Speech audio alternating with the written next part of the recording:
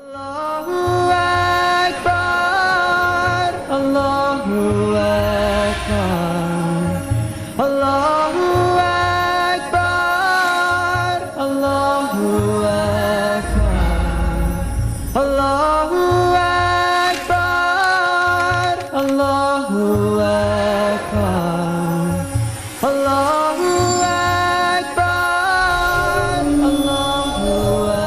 Akbar, Allahu Akbar, Allahu Akbar, Allahu Akbar. اعوذ باللہ من الشیطان الرجیم بسم اللہ الرحمن الرحیم۔ میں اللہ تعالیٰ کی پناہ لیتا ہوں شیطان مردود کے شر سے بچنے کے لیے۔ شروع اللہ تعالیٰ کے نام سے جو بے انتہا رحم فرمانے والا اور مہربان ہے۔ پیس ٹی وی اردو کے ناظرین اور قرآن مجید کے مسلسل چلنے والے اس پروگرام نور قرآن سے استفادہ کرنے والے بھائیوں اور بہنوں، السلام علیکم ورحمۃ اللہ وبرکاتہ۔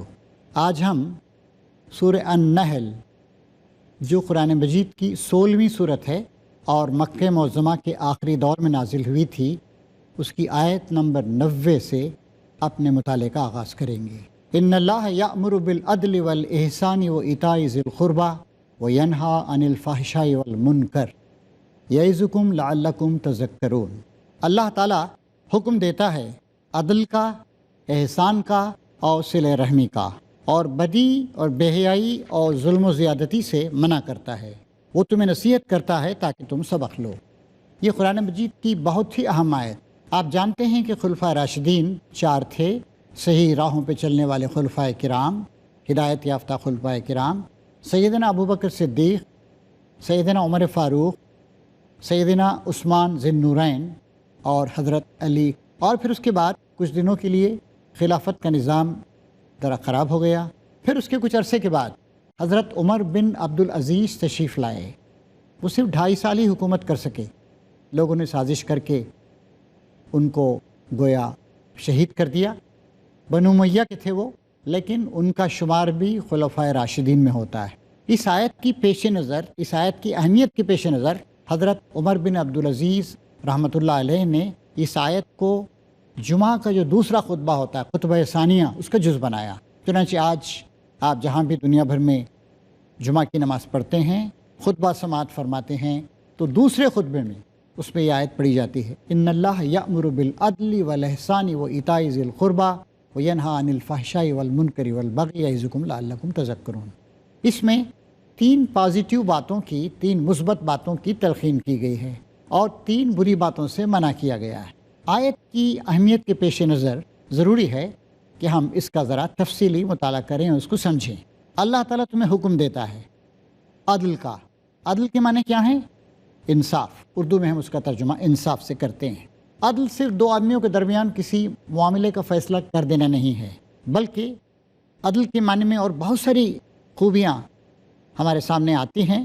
اس حکم کا تقاضا یہ ہے کہ ہر شخص کو اس کے اخلاقی، معاشرتی، معاشی، قانونی و سیاسی و تمدنی حقوق پوری ایمانداری کے ساتھ ادا کیے جائیں، اور کسی کے خلاف بھی کوئی بے انصافی نہیں ہو، کسی کو بھی محرومی کا شکار نہ ہونا پڑے۔ تو اس طریقے سے عدل اسلام کی بنیاد ہے۔ اور اللہ تبارک و تعالیٰ کی جو صفات ہیں، ان میں سب سے بڑی صفت اللہ تعالیٰ کی توحید ہے، دوسری صفت اس کا رحم و کرم ہے، تیسری اہم صفت عدل و انصاف ہے۔ اللہ تعالیٰ حق کے مطابق کام کرتا ہے، کائنات کو حق کے مطابق اس نے بنایا ہے، اور ساری مخلوقات کے ساتھ انصاف کرتا ہے، عدل و انصاف۔ اور انسان جو بہت ہی اونچی مخلوق ہے، اس کو ظلم نہیں کرتا، اس کے حقوق میں کسی قسم کی کمی نہیں کرتا، اس کو پروان چڑھنے کے لیے جتنی چیزیں ہیں وہ سب کو سب فراہم کرتا ہے، اور انسان کو بھی اللہ تعالیٰ نے حکم دیا ہے کہ وہ عدل کرے۔ ایک اور جگہ اللہ تبارک و تعالیٰ قرآن مجید میں ارشاد فرماتا ہے کہ لقد ارسلنا رسلنا بالبینات وانزلنا معهم الکتاب والمیزان لیقوم الناس بالقسط۔ قسط کا لفظ وہاں پہ استعمال ہوا ہے جو عدل کا ہم مانی۔ ہم نے اپنے رسولوں کو واضح تعلیمات اور بینات کے ساتھ بھیجا، اور ان کے ساتھ کتاب اور میزان ترازو نازل کی تاکہ لوگ انصاف پہ قائم ہو جائیں۔ تو عدل و قسط دونوں کو ہم ملا کے بھی بولتے ہیں، اور کہیں عدل کہتے ہیں، کہیں قسط کہتے ہیں۔ جیسے میں نے عرض کیا، اس کے معنی صرف انصاف کرنے کے نہیں ہیں دو آدمیوں کے درمیان کسی جھگڑے میں، کسی اختلاف میں، بلکہ وہ بیلنس نظام، وہ متوازن نظام، وہ مناسب نظام جس میں تمام انسانوں کے تمام حقوق کا لحاظ رکھا جائے اور اس کی ضروریات، اس کے حالات وغیرہ کے ساتھ جو کچھ چیزیں اس لیے ضروری ہیں، اس کی عزت، اس کا احترام، وسائل حیات، یہ ساری کی ساری چیزیں اس کو فراہم کی جائیں۔ دوسری بات، احسان۔ اللہ تعالیٰ دوسرا حکم دیتا ہے احسان کا۔ احسان کے معنی یہ لفظ حسن سے بنا ہے۔ حسن بھلائی، اچھائی، خوبصورتی، کسی کام کو بہترین طریقے سے انجام دینا۔ ہمارے سماج میں جب ہم رہتے ہیں ایک دوسرے کے ساتھ تو ہمیں ایک دوسرے کے ساتھ احسان کا رویہ اختیار کرنا چاہیے۔ اس کے کئی پہلو ہیں، یعنی یہ ہے نیک برتاؤ، فیاضانہ معاملہ، ہمدردانہ رویہ، رواداری، خوش خلقی اور درگزر، معاف کرنا، باہمی مراعات، ایک دوسرے کا پاس و لحاظ، اور دوسروں کو ان کے حق سے کچھ زیادہ دینا اور اپنے حق سے کچھ کم پہ راضی رہنا، یہ ساری کی ساری چیزیں احسان کے تحت آتی ہیں۔ اگر صرف عدل ہو، یعنی تمہارا اتنا حق ہے تمہیں دے دیا، ایک کھرا پن ہو اس کے ساتھ، ایک سختی ہو، اس سے کام نہیں چل سکتا ہے۔ عدل میں عدل سے بڑھ کے ایک چیز مطلوب ہے، ان اللہ یأمر بالعدل والاحسان، یہ احسان ہے، یعنی اچھا طریقہ اختیار کیا جائے، مناسب طریقہ اختیار کیا جائے۔ موٹے موٹے طور پر آپ اتنی بات سمجھیں کہ اپنے حقوق سے کچھ کم پہ راضی رہنا اور دوسروں کو ان کے حقوق سے زیادہ عطا کرنا، دینا، یہ ہے احسان کی اسپرٹ۔ اگر صرف عدل ہو تو ٹھیک ہے، لیکن پھر بھی کچھ تلخیاں ہوں گی، کچھ ناگواریاں ہوں گی اور خوشیاں اور خوش مزاجیاں نہیں ہوں گی، اس لیے عدل کے ساتھ ساتھ احسان بھی ہونا چاہیے۔ ان اللہ یأمر بالعدل والاحسان وایتاء ذی القربی، اور رشتہ داروں کو، اعزاء کو دینے کے بارے میں، اسے ہم صلہ رحمی کہتے ہیں۔ صلہ رحمی کیا ہے؟ یعنی انسان صرف اپنے جسم و جان کے تقاضوں کو پورا نہ کرے، یا جو اس کی امیڈیٹ فیملی ہے، اس کی بیوی ہے، اس کے بچے ہیں، صرف انہی کے حقوق کا اور انہی کی حفاظت کا اور انہی کو وسائل حیات فراہم کرنے کا خیال نہ رکھے، بلکہ جو شخص اس سے جتنا قریب ہے اس کا بھی خیال رکھے۔ مثلا ماں باپ ہم سے قریب ہیں، سب سے پہلے ان کے ساتھ ہم اچھا رویہ اختیار کریں، اور اس کے بعد اور مختلف رشتہ دار ہیں، بیوی اور بچوں کے بعد ہمارے بھائی بہن ہیں اور دوسرے قریبی رشتہ دار ہیں، یا اسی طریقے سے سماج میں ہم آگے دیکھتے ہیں کہ ہمارے پڑوسی ہیں، تو ان سب کے ساتھ صلہ رحمی۔ اب تین نگیٹو باتیں، منفی باتیں جن سے منع کیا جا رہا ہے، اور اللہ تعالیٰ تمہیں منع کرتا ہے بدی سے، بے حیائی سے اور ظلم و زیادتی سے۔ بدی کیا ہے؟ ہر وہ چیز جس کو انسان ناپسند کرے، انسان کی جو فطرت کے خلاف ہے اور انسان طبعاً اسے نفرت کرتا ہے، اور تمام شریعتیں اس کو برا کہتے ہیں۔ فحش کیا ہے؟ فحش وہ چیز جو قابل شرم ہے، شرمناک ہے۔ مثال کے طور پر ننگا پن اور عریانیت، عمل قوم لوط، ہومو سیکسولیٹی، اور جو جن عورتوں سے نکاح کرنا حرام ہے ان سے نکاح کرنا، چوری، شراب نوشی، بھیک مانگنا، گالیاں بکنا، بد کلامی کرنا۔ اسلام جو معاشرہ، سوسائٹی بناتا ہے، اس میں اس بات کا خاص طور سے لحاظ رکھا جاتا ہے کہ ہم اس سماج میں کوئی بھوکا ننگا نہ رہے، اور سب سے پہلے اس میں ہم پہ حق عائد ہوتا ہے ہمارے قریبی لوگوں کا، رشتہ داروں کا۔ چنانچہ صلہ رحمی بہت زیادہ ضروری ہے، اور اسی لیے ہمیں بتایا گیا کہ ہمارے سماج میں یہ بات ضروری ہے کہ ایک خاندان میں اگر کچھ لوگ صاحب حیثیت ہیں تو جو کچھ انہوں نے کمایا ہے، جو اللہ تعالیٰ کی طرف سے ان کو عطا ہوا ہے، سب کچھ اپنی ضروریات پہ وہ خرچ نہ کریں، بلکہ ان کے جو قریبی رشتہ دار ہیں اور غریب رشتہ دار ہیں، ان کا ایک حق ہے کہ وہ محتاجی کی حالت میں نہ رہیں، اور ان کی تعلیم کا، ان کی دیگر ضروریات کی تکمیل کا انتظام ہوتا رہے۔ اور اسی لیے اسلامی حکومت کی ذمہ داری ہے کہ جو شخص غریب ہے، محتاج ہے، سب سے پہلے اس کے رشتہ دار اس کو، اس کی مدد کریں، اس کی محتاجی وغیرہ کو دور کریں۔ چنانچہ ہمارے سامنے بہت ساری ایسی مثالیں معلوم ہوتی ہیں کہ اسلامی حکومت نے مجبور کیا، دباؤ ڈالا کہ تمہارے چچا زاد بھائی ہیں، تمہارا فلاں رشتہ دار ہے، تم اس کو ایسے ہی چھوڑ نہیں سکتے ہو، تمہاری ذمہ داری۔ حاضرین کرام، اب ایک بریک کا وقت ہے، مختصر سا بریک ہم لیں گے، اور انشاءاللہ بریک کے بعد دوبارہ اس آیت کی توضیح و تشریح کا کام جاری رہے گا۔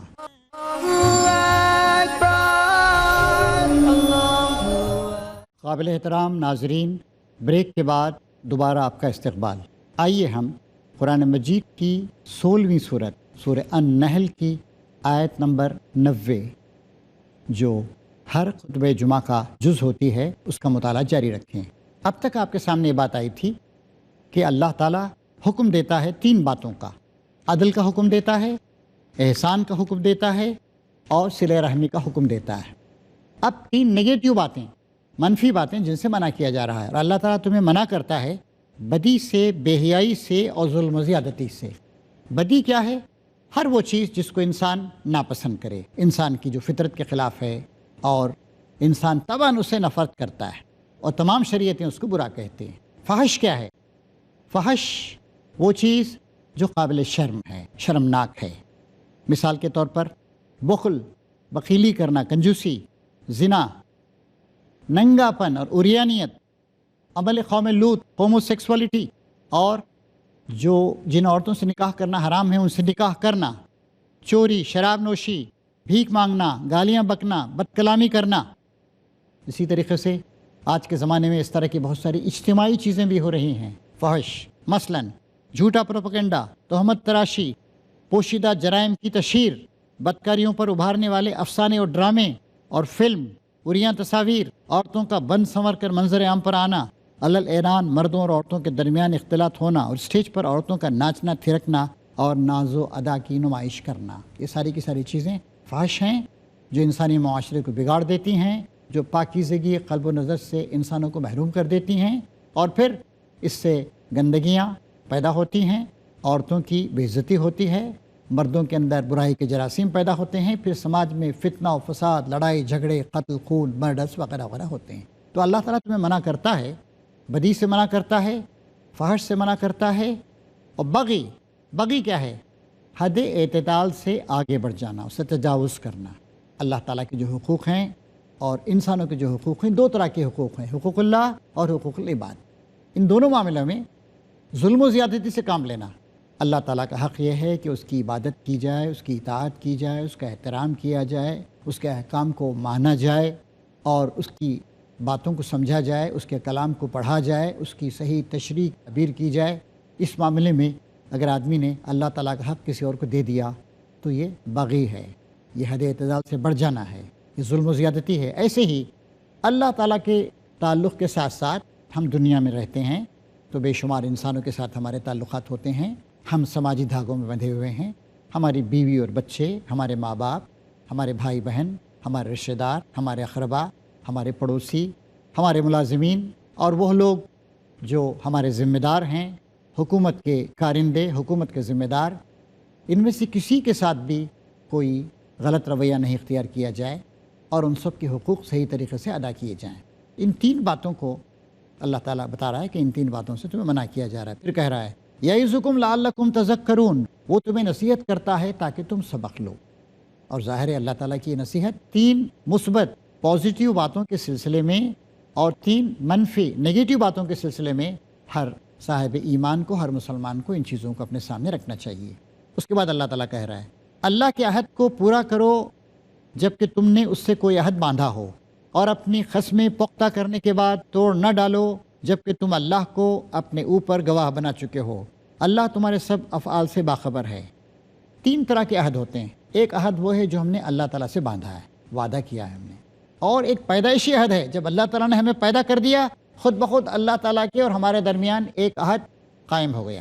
وہ ہمارا مالک ہے، ہم اس کے مملوک ہیں، وہ ہمارا معبود ہے اور ہم اس کی عبادت کرنے والے عابد ہیں، وہ ہمارا حاکم ہے، ہم اس کے محکوم ہیں، وہ حکم دے گا ہم مانیں گے، اس نے کہا جھکو ہم اس کے آگے جھکیں گے، اس نے کہا فلاں چیز حلال ہے فلاں چیز حرام ہے، ہم اس کو مانیں گے، اس کی پابندی کریں گے۔ تو یہ ایک عہد پیدائشی طور پر، اور یہ بھی ہے قرآن شریف میں اللہ تعالیٰ نے ایک جگہ یاد دلایا ہے کہ ابتدائے آفرینش سے پہلے، انسانیت کو پیدا کرنے سے پہلے اللہ تعالیٰ نے ایک اور بار ہمیں ایک ہلکی سی زندگی دی تھی اور ہم سے پوچھا تھا الست بربکم، کیا میں تمہارا رب نہیں ہوں؟ تو ہم نے کہا تھا، سارے انسانوں نے کہا کہ ہاں آپ ہمارے رب ہیں، اس کا بھی لحاظ رکھنا ہے۔ دوسرا وہ عہد ہے جو ہم انسانوں کے ساتھ کرتے ہیں اور اللہ کا نام لے کر قسم کھا کے کرتے ہیں، ظاہر بہت پکا وعدہ ہے، اس کی خلاف ورزی ہمیں نہیں کرنی چاہیے۔ تیسرا وہ عہد ہے جس میں اگر اچھے کہ ہم نے قسم نہیں کھائی ہے لیکن بہرحال ہم نے کسی کے ساتھ کوئی وعدہ کیا ہے، کوئی عہد کیا ہے، اس کی بھی پابندی کرنی چاہیے۔ یہاں پر تینوں طرح کے عہد مراد ہیں۔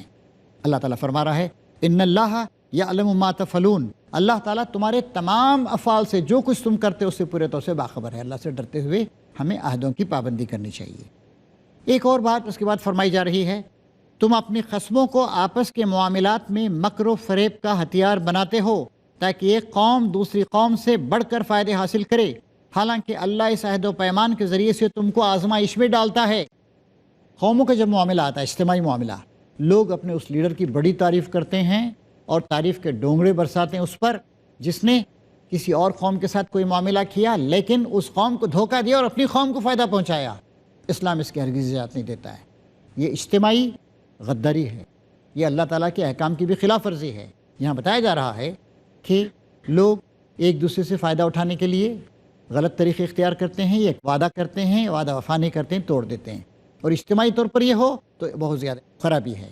اللہ تعالیٰ فرماتا ہے اور ضرور و قیامت کے دن تمہارے تمام اختلافات کی حقیقت تم پر کھول دے گا۔ اصل فیصلہ تو وہاں ہونا ہے۔ ایک قوم نے دوسری قوم کو دھوکہ دیا، اپنے عہد و پیمان کا لحاظ نہ رکھا اور معاشی فائدہ حاصل کر لیا یا سیاسی فائدہ حاصل کر لیا، تو دنیا میں تو اس قوم کے لوگ اندھے بن کر قومی مفاد کا نام لے کر اس کی حمایت کریں گے، لیکن اس اختلاف کا فیصلہ اللہ تعالیٰ آخرت میں کرے گا کہ کس قوم کے لیڈروں نے کس دوسری قوم کو دھوکہ دیا۔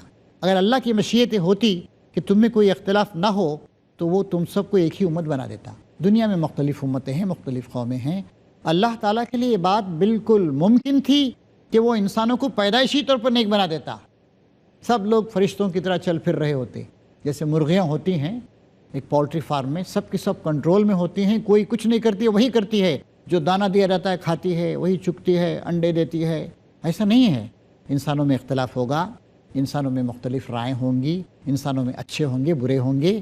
لہٰذا اے اہل ایمان، اے اسلام قبول کرنے والے لوگوں، مسلمانوں، تمہاری یہ ذمہ داری ہے کہ تم کبھی بھی اجتماعی معاملات میں تم اور تمہارے رہنما کبھی بھی بے ایمانی نہیں کریں۔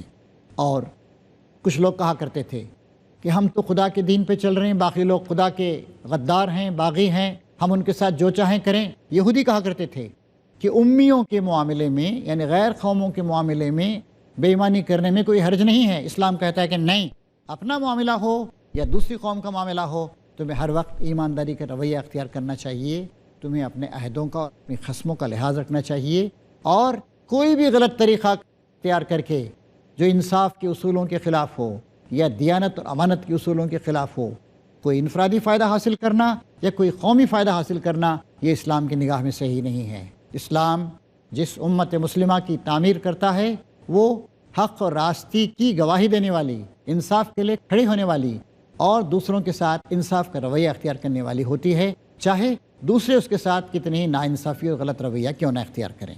اس کے بعد ارشاد فرما رہا ہے اللہ تعالیٰ، اے مسلمانوں، تم اپنی قسموں کو آپس میں ایک دوسرے کو دھوکہ دینے کا ذریعہ نہ بنا لینا، کہیں ایسا نہ ہو کہ کوئی قدم جمنے کے بعد اکھڑ جائے۔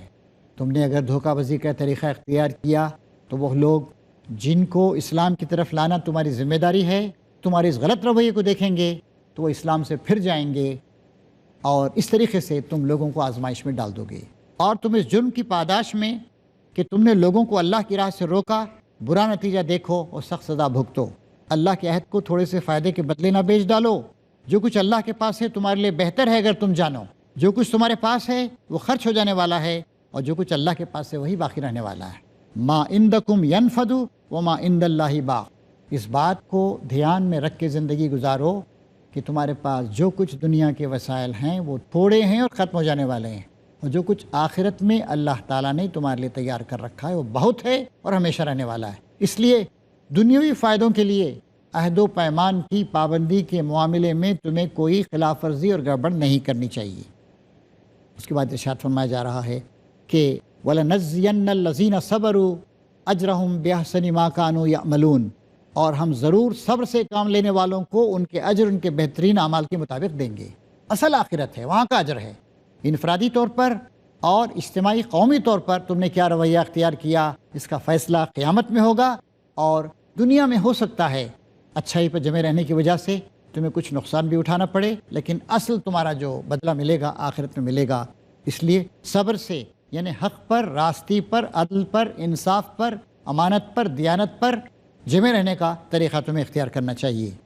اب اس کے بعد ایک مسئلہ آتا ہے، مردوں اور عورتوں دونوں پر اس بات کا اطلاق ہوتا ہے۔ فرما رہا ہے من عمل صالحا من ذکر او انثی وهو مؤمن فلنحینہ حیاتا طیبہ ولنجزینہم اجرہم باحسن ما كانوا یعملون۔ جو شخص بھی نیک عمل کرے گا، چاہے وہ مرد ہو یا عورت ہو، بشرطے کہ ہو مومن، اسے ہم دنیا میں پاکیزہ زندگی بسر کرائیں گے اور آخرت میں ایسے لوگوں کو ان کے اجر ان کے بہترین اعمال کے مطابق عطا کریں گے۔ دو باتیں بتائی گئیں، مرد عورت اس میں کوئی تخصیص نہیں ہے، مرد اور عورت ایک دوسرے کے اولیاء ہیں، سپورٹر اور دوست ہیں، ممد اور معاون ہیں، ہمدرد و غمگسار ہیں، چاہے مرد ہو یا عورت، جو بھی صاحب ایمان ہو۔ ہاں ایمان ضروری ہے، ایمان اور عمل صالح جو بھی اختیار کرے گا، اللہ تبارک و تعالیٰ فرماتا ہے کہ ہم دنیا میں اسے پاکیزہ زندگی بسر کروائیں گے۔ پاکیزہ زندگی مطلب یہ نہیں کہ بہت بڑے بڑے مکانات ہوں گے، اونچی اونچی حویلیاں ہوں گی اور عیش و عشرت کی زندگی گزاریں گے، لیکن ان کا طریقہ اچھا ہوگا، ان کا اخلاق اونچا ہوگا، ان کی زندگی پاکیزہ ہوگی اور وہ اطمینان و سکون کی زندگی گزاریں گے، وہ عذابوں سے محفوظ رہیں گے اور ایسے لوگوں کو ان کے اجر ان کے بہترین اعمال کے مطابق بخشیں گے۔ ہم جو عمل کرتے ہیں بہت اونچے اعمال ہوتے ہیں، درمیانی درجے کے اعمال ہوتے ہیں، معمولی ٹائپ کے اعمال ہوتے ہیں۔ جن مردوں اور عورتوں نے اللہ تعالیٰ پر ایمان لا کر صحیح رویہ اختیار کیا، ایک تو اللہ تعالیٰ یہ ضمانت دیتا ہے کہ ایسے مردوں اور عورتوں کو ہم دنیا میں پاکیزہ، مثالی اور آئیڈیل زندگی گزارنے کے معاملے میں مدد کریں گے، توفیق دیں گے۔ دوسرے، انہوں نے جو اعمال کیے ہیں ان کے معمولی اعمال نہیں، درمیانی اعمال نہیں، سب سے جو اونچے اعمال تھے ان اعمال کے مطابق ان کو اللہ تعالیٰ اجر سے نوازے گا۔ تو اس طریقے سے حاضرین، آج کی اس نشست میں جو اب تک ہم پہنچے ہیں سورہ النحل کی آیت نمبر 97 تک 8 آیتوں کا ہم نے مطالعہ کیا ہے، بڑی بنیادی باتیں ہمارے سامنے آئی ہیں۔ آئیے ہم اللہ سے دعا کریں کہ اللہ تعالیٰ ان آیات کی روشنی میں ہمیں اپنی زندگیوں کی اصلاح کرنے کی توفیق عطا فرمائے اور ہم کو ہر طرح کی خرابیوں سے محفوظ رکھے۔ وآخر دعوانا ان الحمد للہ رب العالمین۔